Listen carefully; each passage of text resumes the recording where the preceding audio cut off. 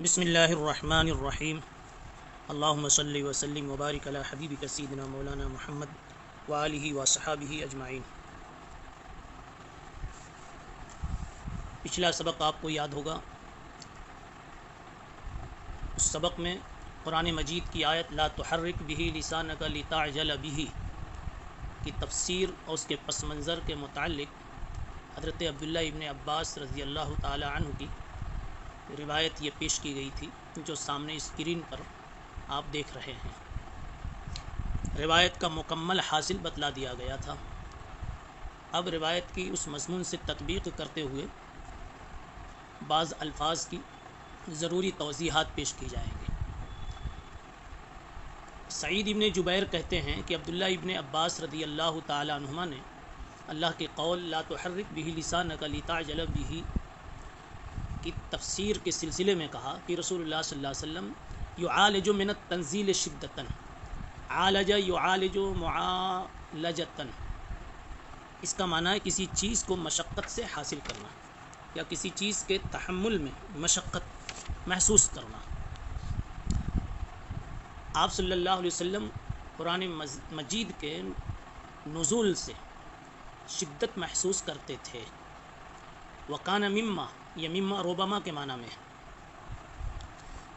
بعض حضرات نے یہ کہہ دیا کہ من اور ما کا یہ مجموعہ نہیں ہے، بلکہ ایک مما وہ ہے عرب میں جو مستقل ایک کلمہ ایک لفظ ہے، لیکن یہ صحیح نہیں ہے۔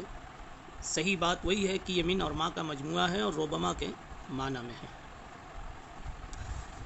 مما بعض لوگوں نے من سببیہ بھی اس کو مانا ہے۔ اب من سببیہ ہو تو یہ ترجمہ ہوگا کہ ہونٹوں کے ہلانے کی وجہ سے ایسا ہوتا تھا کہ آپ کو تکلیف ہوتی تھی۔ روبما ہو تو پھر ایک الگ سی بات ہو جائے گی کہ بسا اوقات آپ صلی اللہ علیہ وسلم اپنے ہونٹ ہلایا کرتے تھے۔ فقال ابن عباس، ابن عباس نے کہا میں تمہارے سامنے ہونٹوں کو ہلاتا ہوں، حرکت دیتا ہوں، ایسے ہی جیسے جناب رسول اللہ صلی اللہ علیہ وسلم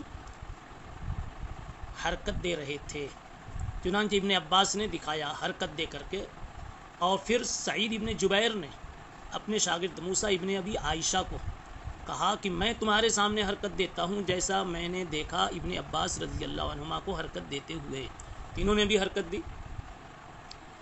اب جب حضور پاک علیہ الصلوۃ والسلام حرکت دیتے تھے تو اوپر سے منع کیا گیا کہ لا تحرک بہ لسانک، یہ کام نہ کیجیے۔ اب ایک سوال ہوتا ہے کہ عبداللہ ابن عباس رضی اللہ تعالیٰ عنہ اس قضیے کے وقت تو موجود نہیں تھے، تو پھر انہوں نے کیسے دیکھا یا کیسے بیان کیا؟ اس لیے کہ عبداللہ ابن عباس کی پیدائش تو ہجرت سے چند سال پہلے ہوئی، جیسا کہ ابھی بتایا گیا، اور یہ واقعہ تو بالکل ابتدائے نبوت کا ہے۔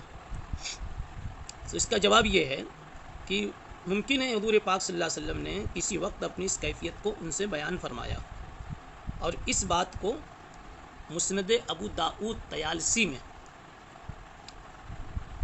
صاحب مسند نے نقل کیا کہ آپ صلی اللہ علیہ وسلم نے ان کو تحریک شفتین کا اندازہ کر کے بتایا تھا اور انہیں سکھایا تھا۔ لا تحرک بہ لسانک لتعجل بہ، یہاں آگے کہا گیا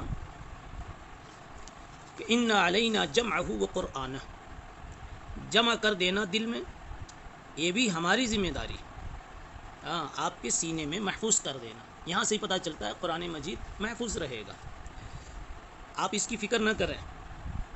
اور ایک چیز اور ہے وقرآنہ، اس کا ایسا پڑھوا دینا جیسا ہمیں مطلوب ہے، وہ بھی ہماری ہی ذمہ داری۔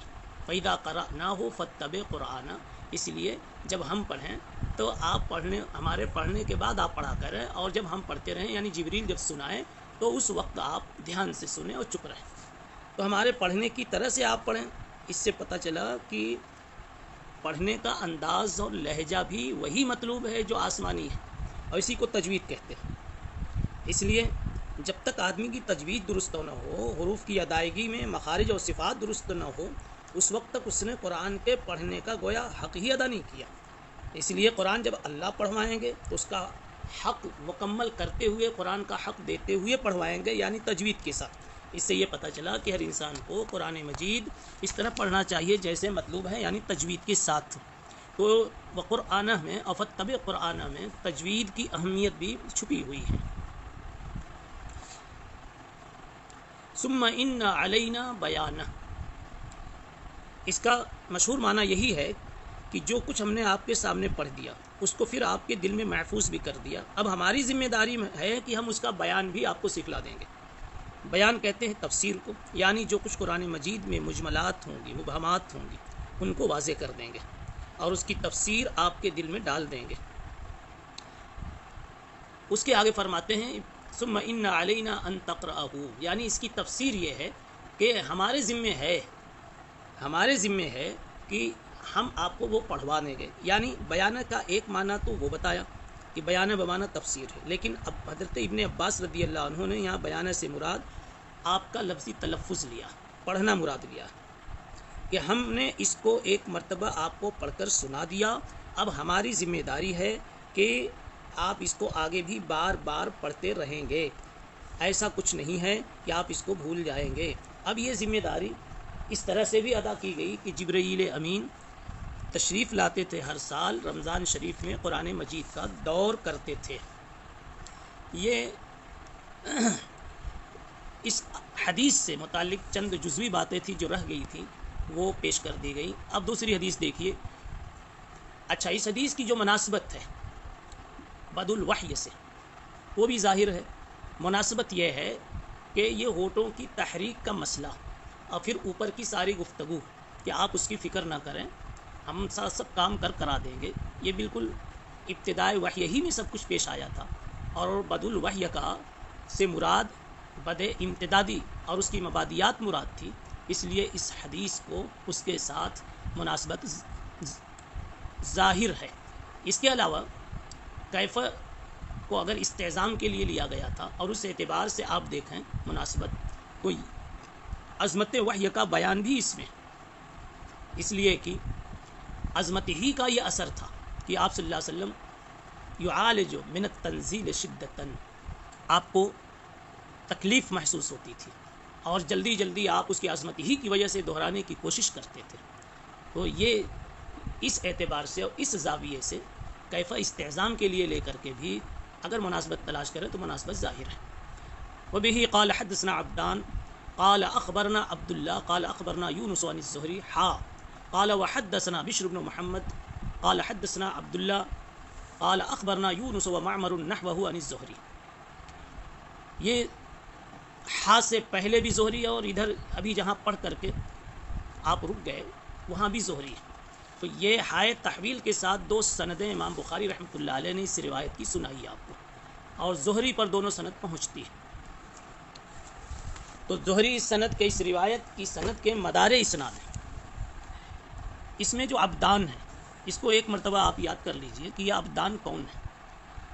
یہ ابدان اصل میں لقب ہے عبداللہ ابن عثمان ابن جبلہ کا۔ پھر ابدان ان کو کیوں کہا گیا؟ دو قول ہیں۔ پہلا قول یہ کہ عربوں میں بعض ہیئتوں میں اور شکلوں میں اعلام کی تبدیل کا ایک رواج تھا، ایک جیسے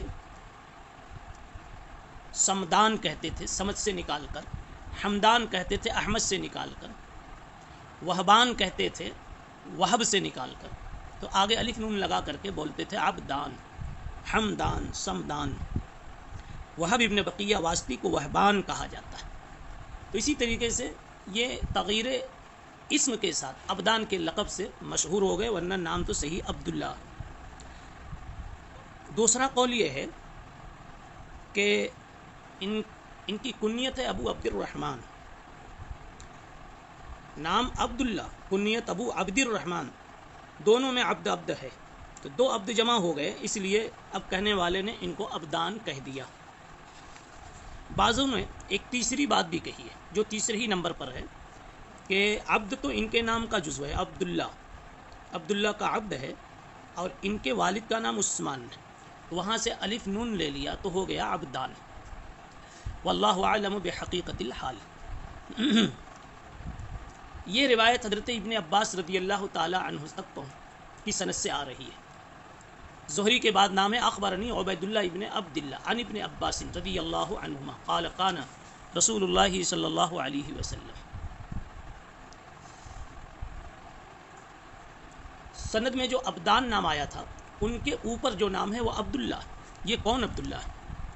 یہ بڑے مشہور عبداللہ ہے، لیکن آگے کی نسبت یا صفت منقول نہ ہونے کی وجہ سے، نسب اور نسبت نہ ہونے کی وجہ سے غیر معروف سے لگ رہے. یہ عبداللہ ابن مبارک رحمۃ اللہ علیہ، عبداللہ ابن مبارک ابن واضح حنظلی مروزی، نہایت مشہور محدث، امام بخاری کے شیخ ہیں اور امام ابو حنیفہ کے شاگردوں میں. انہوں نے بڑے بڑے علماء سے علم حاصل کیا تھا، جن میں ایک نام امام ابو حنیفہ اور ایسے ہی سفیان ثوری، سفیان ابن عیینہ وغیرہ. ان کے بارے میں ہر اعتبار سے کمال کتابوں میں لکھا جاتا ہے، اخلاق کے اعتبار سے اور علم کے اعتبار سے، فقاہت کے اعتبار سے، محدثیت کے اعتبار سے، حتیٰ کہ میدان کارزار کی خدمات کے اعتبار سے. آخر سال تک، آخر حیات تک ان کا یہ معمول تھا کہ جہاں وہ علم حدیث میں لگے رہتے تھے، ایسے ہی وہ برابر جہادی مہم میں بھی اپنے کو مصروف رکھتے تھے. روایت دیکھیے، رسول اللہ صلی اللہ علیہ وسلم اجود الناس تھے. کان رسول اللہ صلی اللہ علیہ وسلم اجود الناس. جود بمعنی سخاوت تھے، لیکن سخاوت میں اور جود میں فرق یہ ہے کہ سخاوت کہتے ہیں مطلق کسی کو کوئی چیز دے دینا، اور جود کہا جاتا ہے اعطاء ما ینبغی لمن ینبغی، اعطاء ما ینبغی من ینبغی، کسی کے مناسب حال کوئی چیز دینا. مثلا مولویوں کو ہدیے میں کتاب دینا، قلم دینا، کاغذ دینا. دکاندار کو اس کے دکان کے مناسب کوئی چیز دینا. بچوں کو بچوں کی زندگی اور عمر کے مطابق کھلونے وغیرہ دینا، اس کو جود کہتے ہیں.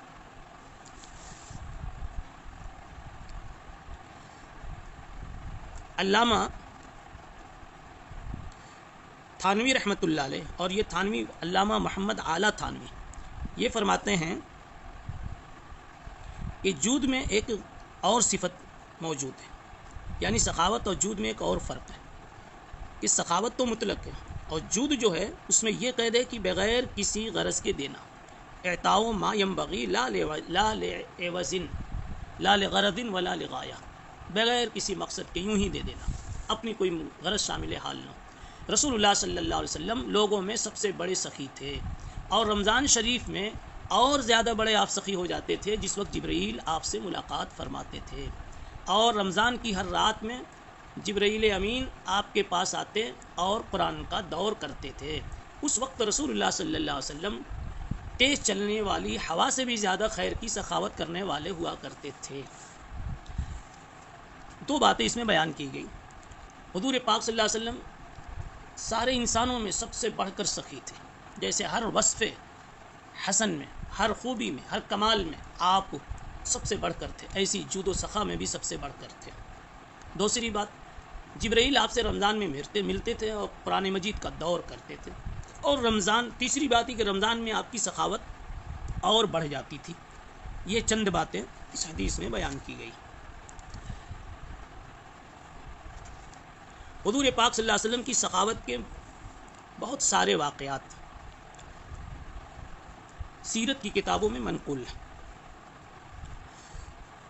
2-3 جزوی بحث اس حدیث کے ذیل میں پیش کرنی ہے، جس کو انشاءاللہ اگلی مجلس میں ہم پیش کریں گے، اس لیے کہ اس کا وقت تقریباً پورا ہو رہا ہے. سبحان اللہ بحمدہ، سبحان اللہ العظیم. السلام عليكم. لا تنسوا الاعجاب بالفيديو والاشتراك في القناة تشجيعا لنا لنستمر بنشر المزيد ان شاء الله.